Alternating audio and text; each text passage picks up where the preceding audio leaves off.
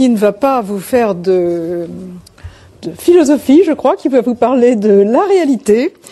Monsieur Chouet qui vient d'écrire un article publié dans la revue Marine sous le titre « Afghanistan, le désert des Tartares ». Article à lire. Hein. Point d'interrogation. Et avec un point d'interrogation. Oui. Bien. Bien. Mesdames, Messieurs, bonjour, puis bonne année puisqu'il est encore temps. Alain Chouet, pour les quelques-uns d'entre vous qui ne sont pas encore familiers avec l'organisation interne des services spéciaux, notamment les services spéciaux français, le service de renseignement de sécurité est celui qui est chargé du recueil du renseignement et de la mise en œuvre des mesures actives à l'extérieur du territoire national en matière de contre-criminalité, de contre-espionnage, de contre-prolifération et de contre-terrorisme.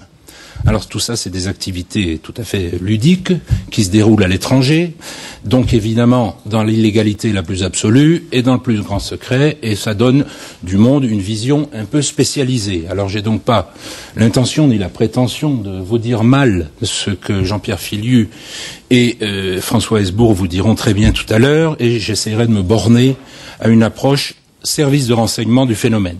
Et là, j'avoue que, compte tenu du thème retenu pour cette table ronde, j'ai hésité à participer à un exercice qui m'est apparu de prime abord un peu comme une espèce de séance de nécromancie, parce que les questions que vous avez qualifiées de byzantines tout à l'heure, Madame Benguiga, me paraissent moins byzantines au premier abord qu'il y paraît. Et comme bon nombre de mes collègues professionnels à travers le monde, j'estime sur la base d'informations sérieuses, d'informations recoupées, que la Qaïda est morte sur le plan opérationnel dans les trous Arad Tora Bora en 2002. Les services pakistanais ensuite se sont contentés de 2003 à 2008 à nous en revendre les restes par appartement contre quelques générosités et quelques indulgences diverses. Sur les quelques 400 membres actifs de l'organisation qui existait en 2001 et dont on trouvera une assez bonne description dans l'excellent bouquin de Mark Sageman, Understanding Terror Networks, il y a moins d'une cinquantaine, essentiellement des seconds couteaux, à l'exception de Ben Laden lui-même et de Ayman Zawahiri, mais qui n'ont aucune aptitude sur le plan opérationnel.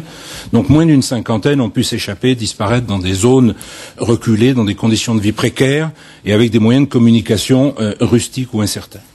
C'est pas avec un tel dispositif qu'on peut animer à l'échelle planétaire un réseau coordonné de violence politique.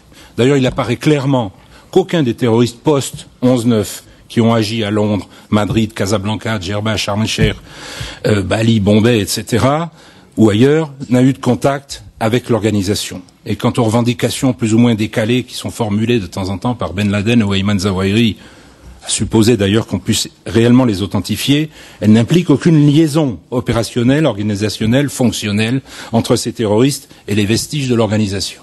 Bien.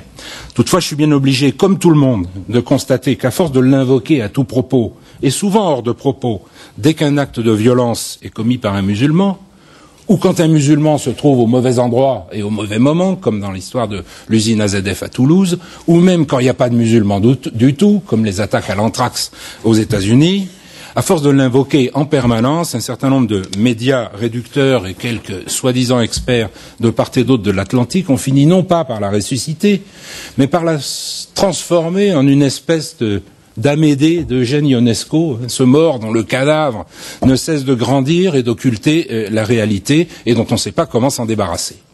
Alors l'obstination incantatoire des Occidentaux à invoquer l'organisation mythique qu'on a qualifiée d'hyperterroriste, non pas parce qu'elle a fait, mais parce qu'elle s'est attaquée à l'hyperpuissance, cette obstination incantatoire a eu très rapidement deux effets tout à fait pervers. Premier effet, tout contestataire violent dans le monde musulman, qu'il soit politique ou de droit commun, quelles que soient ses motivations, a vite compris qu'il devait se réclamer de la Qaïda s'il voulait être pris au sérieux, s'il voulait entourer son action d'une légitimité reconnue par les autres, et s'il voulait donner à son action un retentissement international. Parallèlement à ça, tous les régimes du monde musulman, et ils ne sont pas tous vertueux, nous le savons, ont bien compris qu'ils avaient tout intérêt à faire passer leurs opposants et leurs contestataires, quels qu'ils soient, pour des membres de l'organisation de Ben Laden, s'ils voulaient pouvoir les réprimer tranquillement, et même, si possible, avec l'assistance des Occidentaux. d'où une prolifération de caïdas plus ou moins désignés ou autoproclamés au Pakistan, en Irak, au Yémen, en Somalie, au Maghreb, ailleurs, le caïda dans la péninsule arabique, QPA, etc. Bien. Le principal résultat de cette dialectique imbécile, ça a évidemment été de renforcer effectivement le mythe d'une caïda omniprésente, tapis derrière chaque musulman, prêt à l'instrumentaliser pour frapper l'Occident, en général, les États-Unis bien sûr en particulier, au nom d'on ne sait pas trop quelle perversité. Et cette vision-là, elle procède de plusieurs erreurs d'appréciation et de perspective, et elle génère, surtout, des ripostes totalement inadaptées. Parce que si la caïda n'existe pas, la violence politique islamique existe, elle, bel et bien. Et l'Occident n'en est qu'une victime indirecte et collatérale. Les idéologues de la violence islamique ne sont pas des fous de Dieu. Ce sont des gens qui ont des objectifs précis. Et leur objectif, c'est pas d'islamiser le monde, c'est de prendre le pouvoir et les richesses qui y sont liées dans le monde musulman sans que l'Occident intervienne. Un peu suivant la même démarche qu'avait suivi à son époque le frère Hassan Tourabi au Soudan.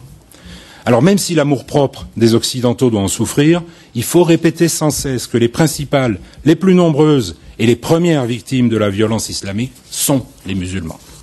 L'épicentre de cette violence islamiste, elle est ni en Afghanistan, ni en Irak. Il est en Arabie saoudite. C'est d'ailleurs ce pays que visait d'abord le manifeste contre les Juifs et les croisés, qui a été un peu le texte, à la fin des années 90, le texte fondateur de l'organisation de Ben Laden. Et ce manifeste visait la famille royale saoudienne bien avant les Juifs et les croisés. Et c'est aussi ce pays qui, comme le note à juste titre notre ami Antoine Sfer, est le seul au monde à porter un nom de famille. Toute proportion gardée, l'Arabie saoudite, à mes yeux, se trouve dans une situation un peu comparable à celle de la France du premier semestre 1789.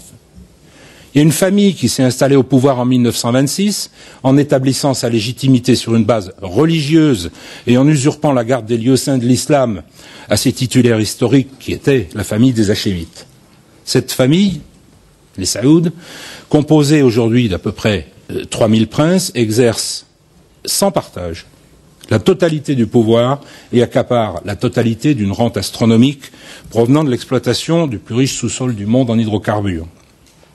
Afin de conserver sa légitimité face à toute forme de contestation, la famille saoude a fermé la voie à toute forme d'expression démocratique ou pluraliste.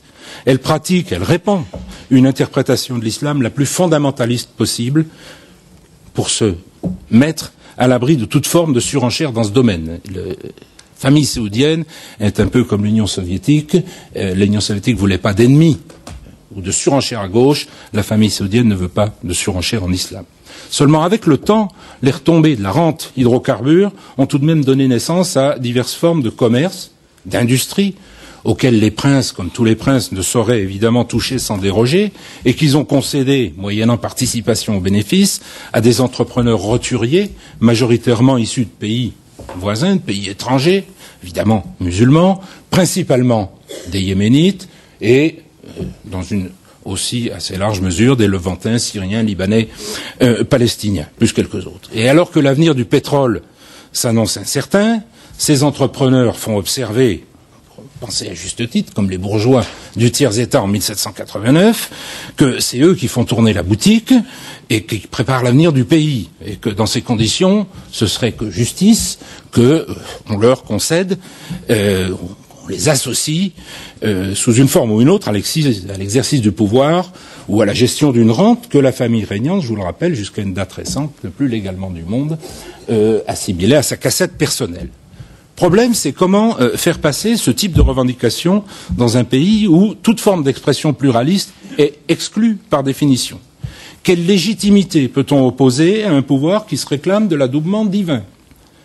Quelle pression exercer sur un régime familial qui bénéficie à titre personnel depuis 1945, suite au pacte de Quincy conclu à titre personnel entre le vieux Ibn Saoud et le président Roosevelt, qui bénéficie de la protection politique et militaire de l'hyperpuissance américaine en échange du monopole sur l'exploitation des hydrocarbures.